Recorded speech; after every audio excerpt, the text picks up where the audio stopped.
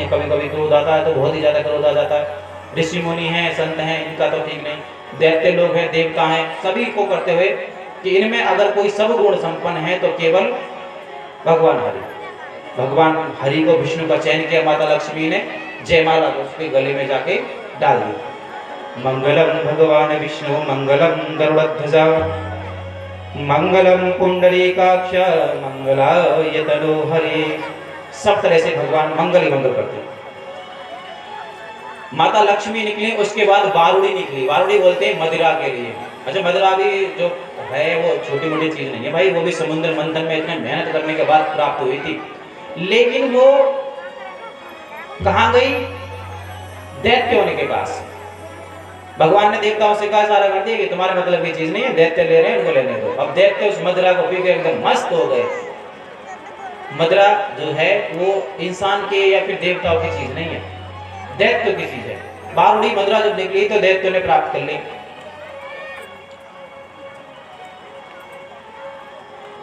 उसके बाद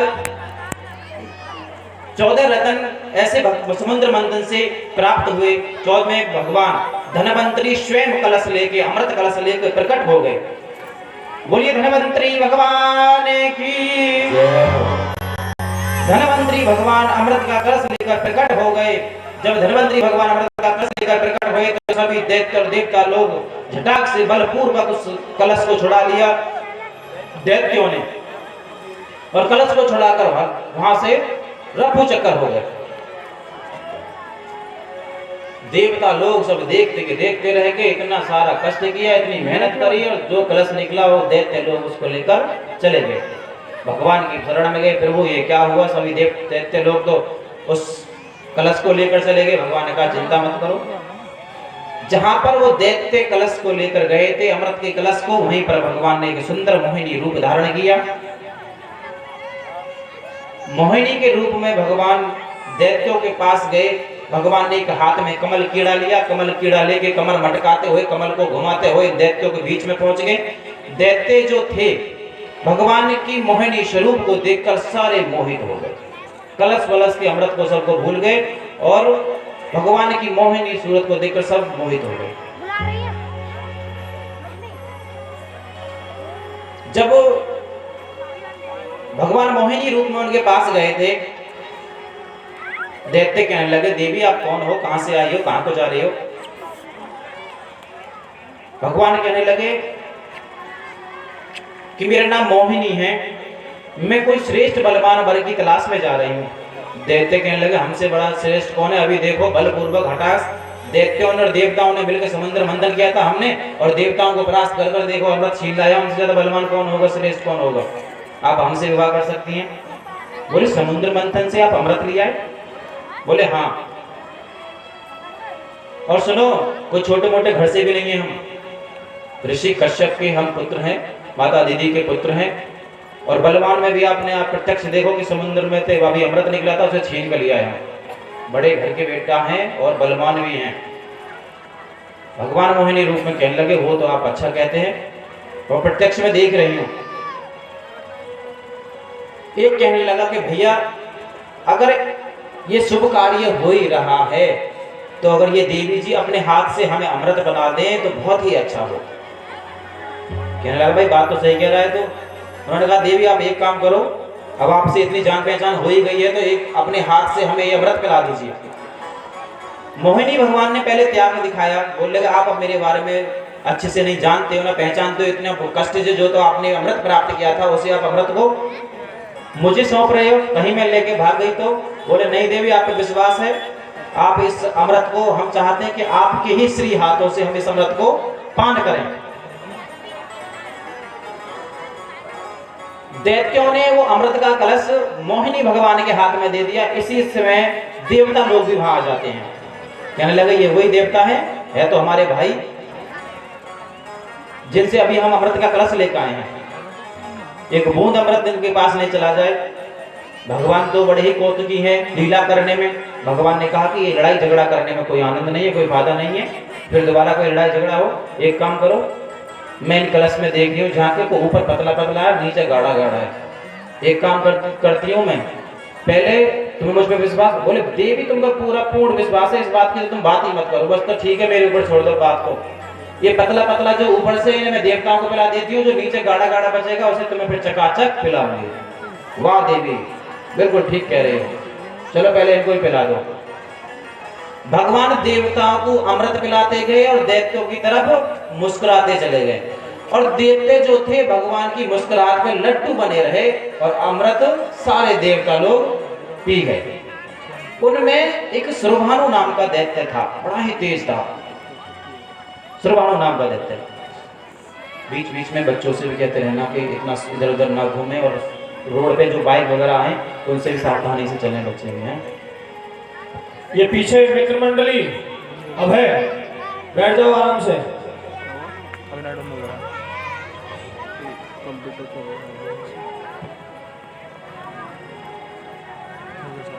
बोलिए मोहिनी भगवान की जय हो।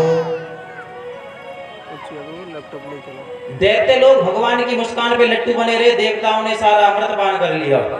सुरभानु नाम का जो राक्षस था, उन देवता लोग जब अमृत पी रहे थे उनके बीच में आकर बैठ गया। भगवान ने उसको भी अमृत पिला दिया। जब भगवान ने उसको अमृत पिलाया, सूर्य और चंद्रमा के बीच में आकर बैठ गया था।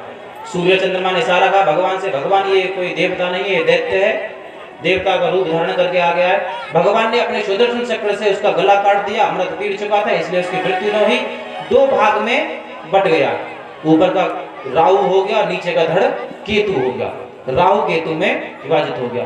ये जो ग्रहण लगता है चंद्रमा को सूर्य को, ये राहु केतु से ही लगता है। भगवान मोहिनी वहां से जब सुरभानु का गला काटा, उसी समय सारे दैत्यों को पता चल गया कि ये तो विष्णु है, मोहिनी रूप धर के हमें छलने के लिए आ गया था।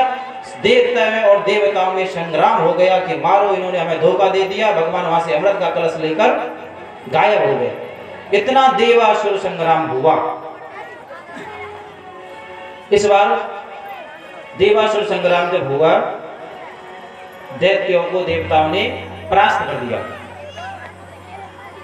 जब देवताओं को परास्त कर दिया, दैत्य लोग परास्त हो गए, तो दैत्य गुरु शुक्राचार्य ने अपनी संजीवनी विद्या से उन दैत्यों को पुनः जीवित कर दिया, और राजा बलि से कहा इस समय सत्ता देवताओं के हाथ में है, एक काम करो, आप ब्राह्मणों का आदर सत्कार करो, उनका सम्मान करो, वो अगर कृपा कर दे तो तुम पुनः स्वर्ग की प्राप्ति कर सकते हो। राजा बलि ने ब्राह्मणों का बड़ा सम्मान किया, सत्कार किया, दक्षिणा से उनका बिल्कुल मुंह भर दिया। ब्राह्मण प्रसन्न हो गए, वाह राजा बलि, तुमने तो हमें प्रसन्न कर दिया, चिंता मत करो, हम अपने आशीर्वाद से भी तुम्हें प्रसन्न कर देंगे, ऐसी आशीर्वाद की झड़ी लगाएंगे। ऐसी आशीर्वाद दिया सारे देवताओं ने कि एक तेजों में रथ बनाकर राजा बलि को प्रदान कर दिया। राजा बलि को तेजों में रथ प्रदान किया। जब देवता सभी ब्राह्मणों ने उस बलि से कहा कि इस रथ में बैठ के तुम जहां भी चढ़ाई करोगे, जहां भी युद्ध करोगे, तुम्हें कोई परास्त नहीं कर पाएगा। राजा बलि रथ में बैठकर देवता लोग स्वर्ग पे चढ़ाई कर दी। सारे देवता लोग उस रथ के तेज को देखकर भाग गए स्वर्ग छोड़कर। पुनः राजा बलि का स्वर्ग पर आधिपत्य हो गया। जब राजा बलि का स्वर्ग का आधिपत्य हुआ, तो राजा बलि से शुक्राचार्य ने कहा कि तुम जल्दी से फटाफट सो, यज्ञ कर लो, अश्वमेध यज्ञ कर लोगे जब सो, उसके बाद इस इंद्र की गद्दी पे बैठने का अधिकारी बनोगे। तो राजा बलि 100 यज्ञ करने लगते हैं।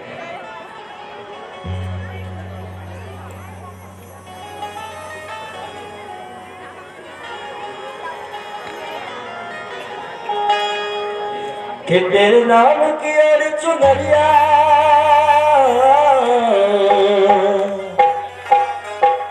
तेरे नाम की और चुनरिया, हम तो नाचू बीच बाजार में, ऐसी हालत हो गई मेरी सावरिया के, जोर से बोलो, सावरिया के प्यार में। दोनों हाथ उठा के मस्ती से सुस्ती आ रही तुम लोगों को, आइए ताली बजाते हुए झूमेंगे। ऐसी हालत हो गई मेरी सावरिया के प्यार में, ऐसी हालत हो गई मेरी सावरिया के प्यार में। तेरे नाम की नाम की ओर चुनरिया हम तो नाचू बीच बाजार में। ऐसी हालत हो गई मेरी सावरिया के प्यार में। ऐसी हालत हो गई मेरी सावरिया के प्यार में। ऐसी हालत हो गई मेरी सावरिया के प्यार में। ऐसी हालत हो गई मेरी सावरिया के प्यार में।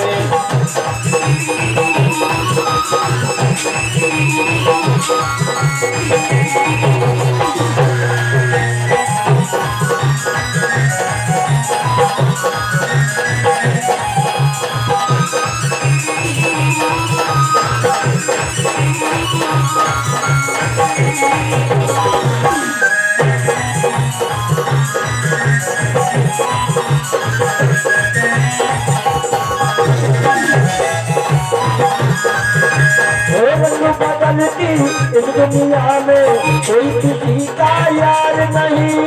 कोई किसी का यार नहीं, कोई किसी का यार नहीं। ये मतलब की है रिश्तेदारी, बिन मतलब व्यवहार नहीं। बिन मतलब व्यवहार नहीं, बिन मतलब व्यवहार नहीं। अरे हार गई हूँ बदले है। अरे हार गई हूँ बदले प्यार के सुजाकार में। दोनों हाथ उठाओ। ताली वो नहीं बजाते जिन्हें कोई गम होता है, तुम्हें तो नहीं है। ताली वो नहीं बजाते जिन्हें कोई गम होता है, किसी को ज्यादा तो किसी को कम होता है। अरे ताली तो वही बजाते हैं प्यारे जिनके हाथों में दम होता है। तो किस किस के हाथों में दम है बाकी यारी के चलो दोनों हाथ उठा के बताओ। ऐसी हालत हो गई ऐसी हालत हो गई मेरी सावरिया के प्यार में। नाम की ओर सुनरिया हम नाचू बीच बाजार में। ऐसी हालत हो गई मेरी सावरिया के प्यार में। ऐसी हालत हो गई मेरी सावरिया के प्यार में।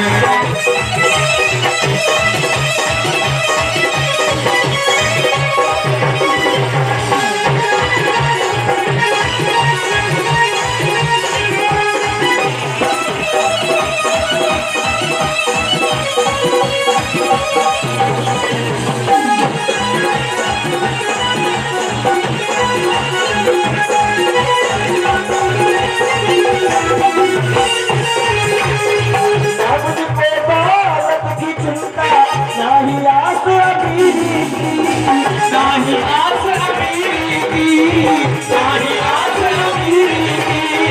ना मुझको शोहरत की चिंता, नाही आस फकीरी की, नाही आस फकीरी की, नाही आस फकीरी की। अरे फिर भी मुझको मालूम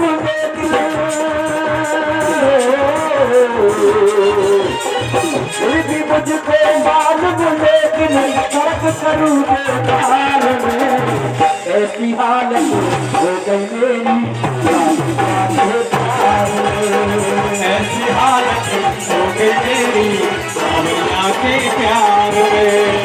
ऐसी हालत हो गई मेरी सावरिया के प्यार में।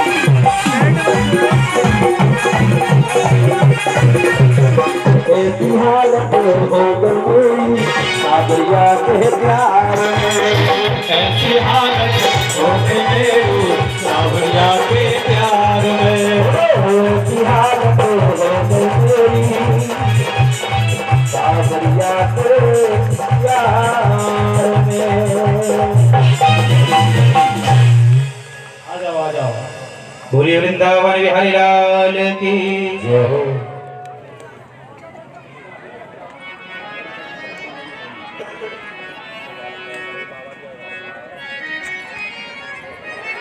देखते गुरु शुक्राचार्य कहने लगे राजा बलि से, राजा बलि इंद्र की गद्दी पे वही विराजमान हो सकता है, वही बैठ सकता है जो 100 अश्वमेध यज्ञ कर लेता है। अब जल्दी से फटाफट आपको गद्दी तो मिल गई, अश्वमेध यज्ञ कर लो, इंद्र की गद्दी जब ही प्राप्त हो पाएगी आपको। तो राजा बलि यज्ञ करने लगे, देवता लोग उन्हें मारे मारे भटकने लगे। जब देवता लोग मारे मारे भटक रहे थे तो देवताओं की पत्नी माता जो थी अदिति, वो भगवान से प्रार्थना करती हैं, प्रभु आप मेरे बच्चों की रक्षा करें, उन्हें पुनः दोबारा से स्वर्ग का आधिपत्य दिला दें।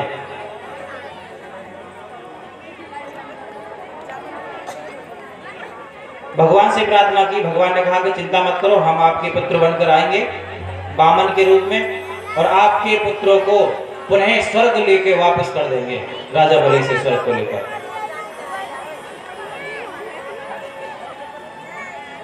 सभी ध्यान से कथा सुनेंगे।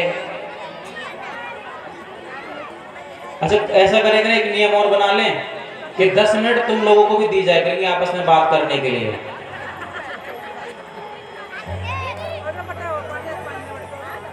जब भजन होता है तब आप भी आनंद लिया करो अपनी मस्ती में, लेकिन जब कथा प्रसंग चलता है तो एक आप ध्यान से सुनो।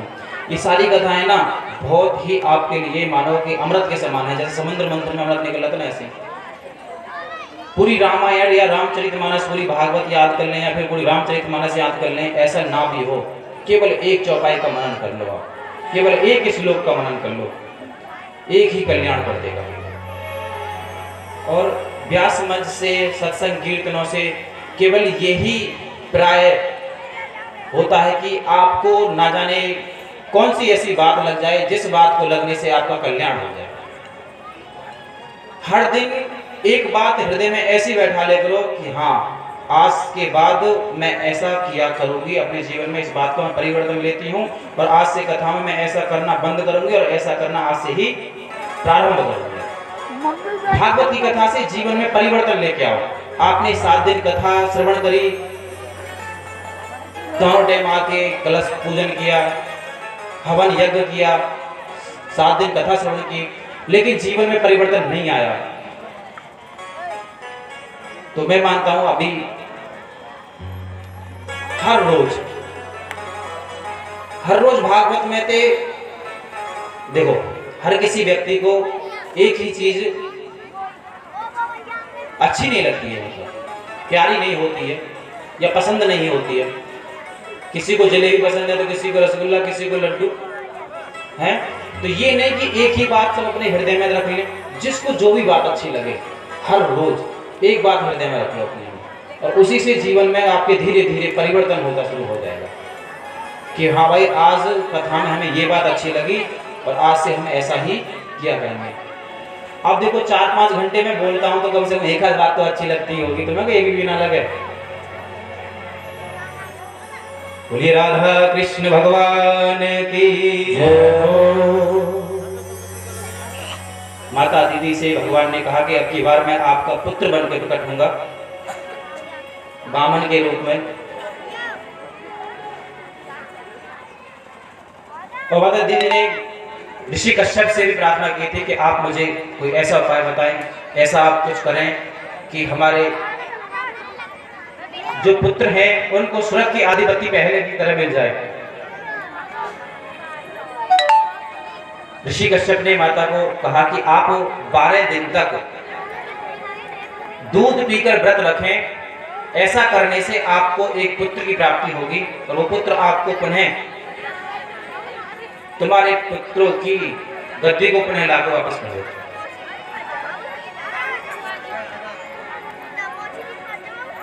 फाल्गुन मास के शुक्ल पक्ष में ये व्रत किया जाता है 12 दिन। 12 दिन केवल दूध पीकर 12 अक्षर मंत्र का जप कर कर जमीन में सोकर इस व्रत को करने से पुत्र की प्राप्ति होती है। फाल्गुन मास की शुक्ल पक्ष की ये व्रत किया जाता है। माता अदिति ने ऐसा ही किया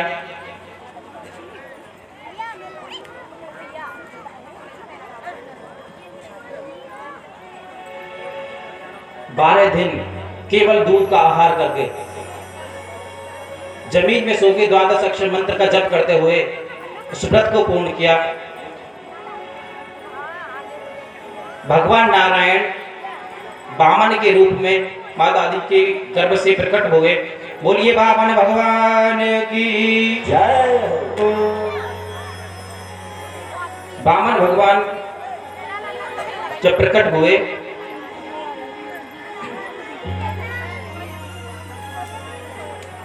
केवल वामन उंगली के थे, सूर्य के समान तेज चेहरे पर।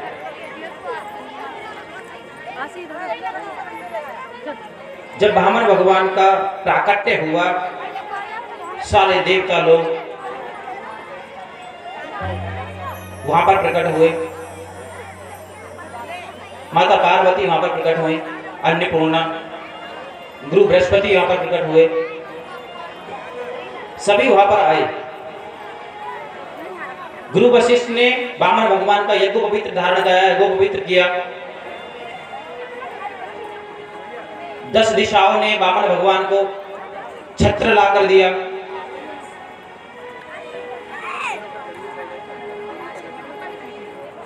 दस दिशाओं ने छत्र प्रदान किया वामन भगवान को। सप्त ऋषियों ने कमंडल और आसन प्रदान किया। माता अन्नपूर्णा ने वामन भगवान के कमंडल में भिक्षा डाली।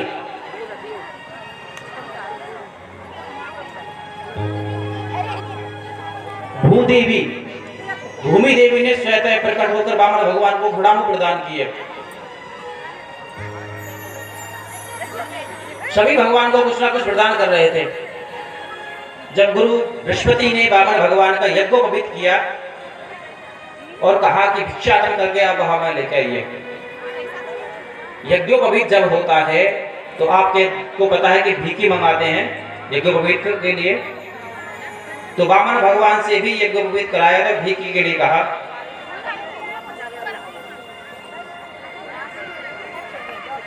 माता अन्नपूर्णा ने कमंडल में जो भिक्षा डाली वामन भगवान के और गुरु बृहस्पति को ले जाकर वामन भगवान ने दिया, तो वामन भगवान कहने लगे इससे हमारा काम नहीं चलेगा।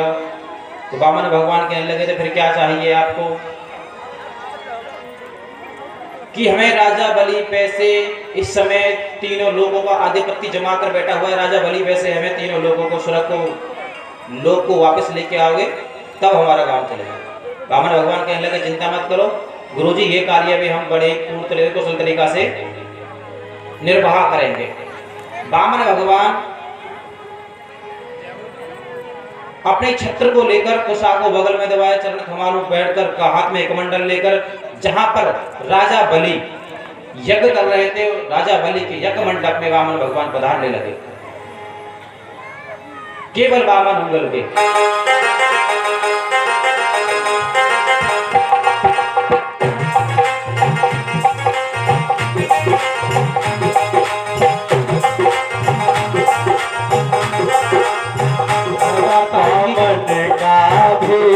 बनाया जब राजा को चल में आया,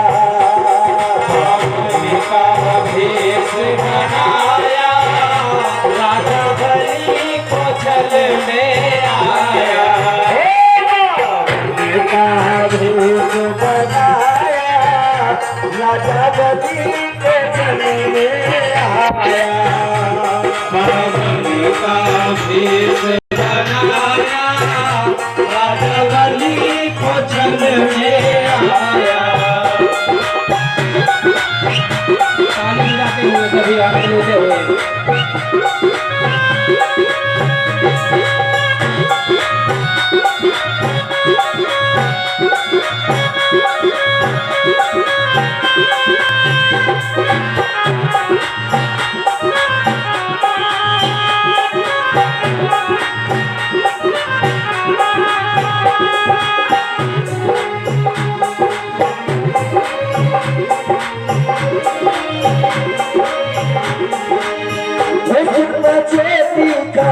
कंधे झोली पड़ी छोटी कड़ी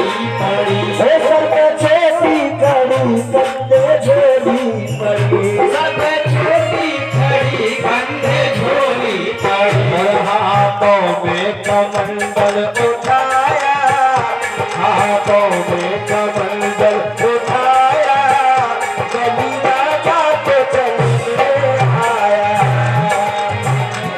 कमंडल उठाया, राजा बलि को चलने आया।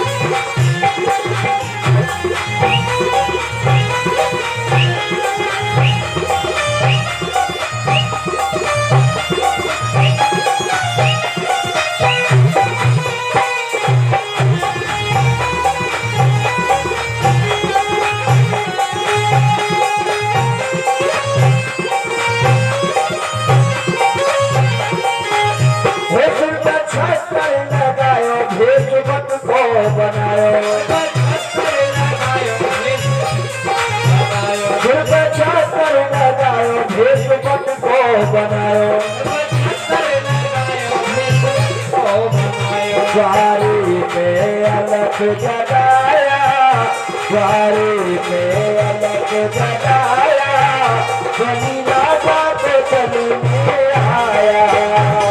वामन का भेष बनाया, राजा बलि को चलने आया।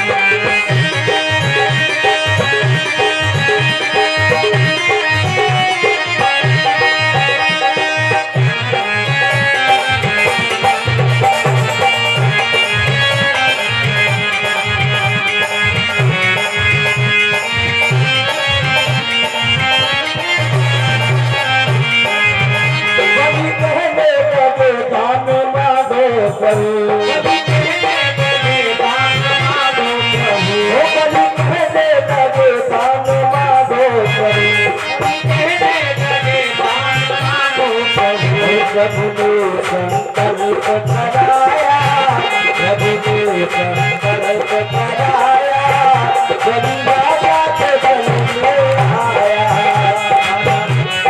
भेष बनाया, राजा बलि को चलने आया।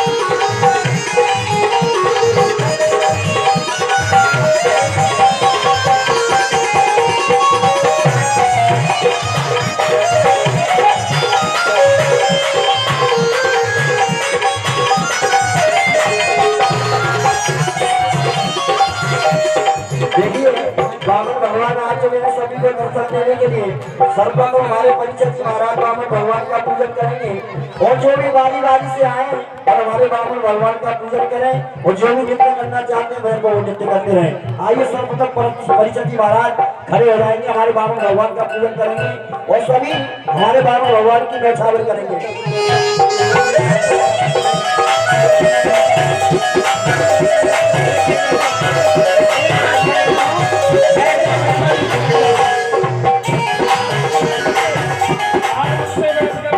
एक साथ खड़े ना हो, बारी बारी से एक करके आए और अपने स्थान पर बैठते जाए सभी भक्त। अरे बाबा भगवान को वहीं पहुंचा दो ना कमंडल लेके। भैया बाबा भगवान सबके पास आ रहे हैं, अपने अपने स्थान पर बैठ जाओ, सबके पास रहेंगे बाबा भगवान, ठीक है ना। कोई भी दंगल नहीं करेगा, खड़ा नहीं होगा कोई भी, अपने स्थान से आराम से शांति बनाते हुए। इसके बाद अभी कन्हैया का जन्म होगा, सभी इसी भाव से बैठे रहें।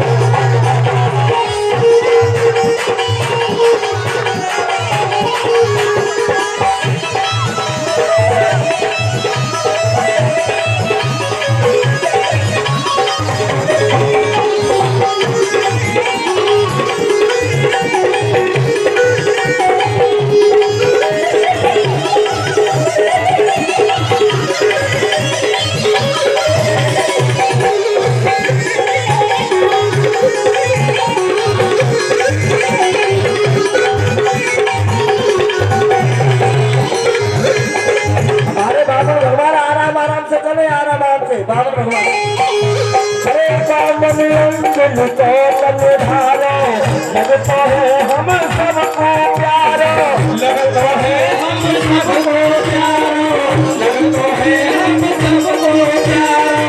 क्या मैं देव पुराण तुम्हारी भगवान तुम्हारी है।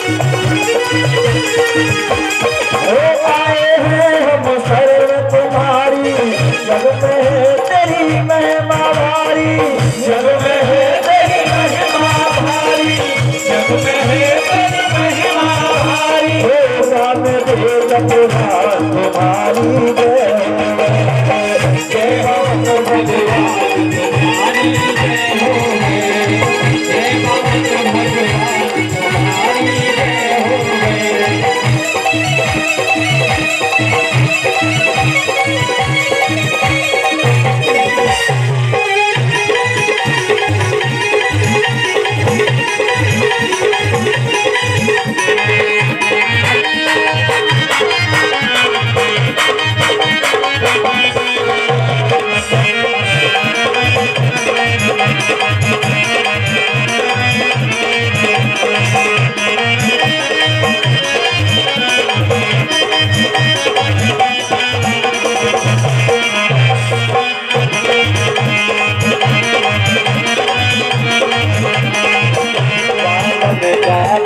बनाया कभी राजा को जन्म में आया कावेश बनाया कभी राजा को जन्म में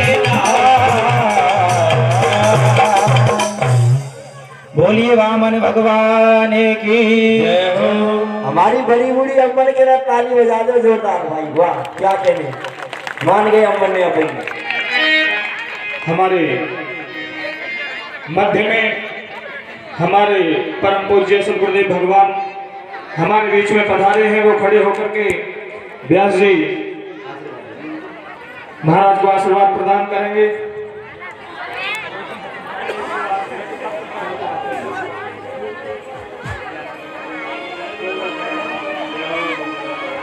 ओम मंगलम भगवान विष्णु मंगलम गरुड़ध्वजा मंगलम पुंडरीकाक्षा मंगलाय तनो हरे। परीक्षित महाराज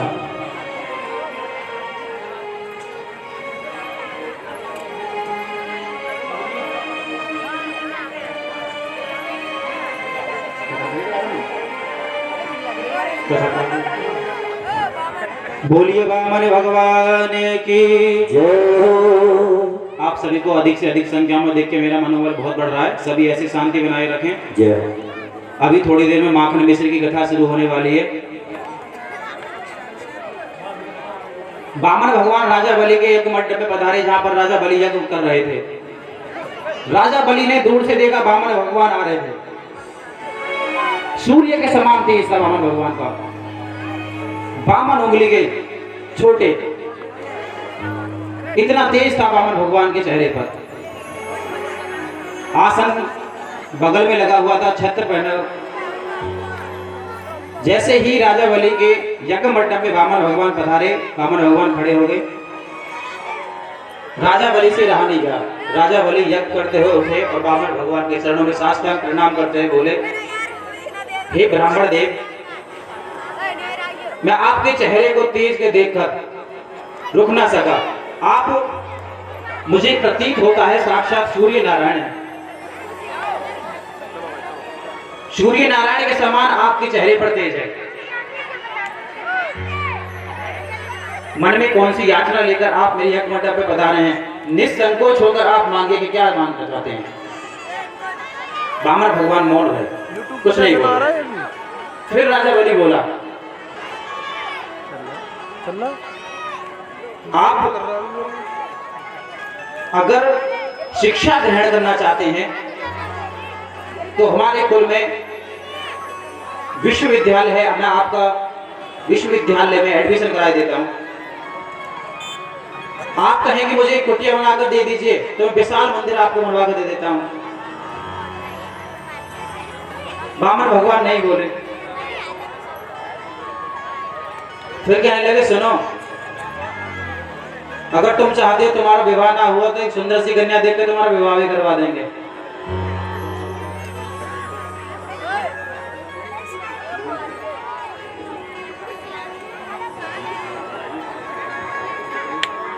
देखिए, हमारे मध्य में हमारे व्यास जी महाराज के जो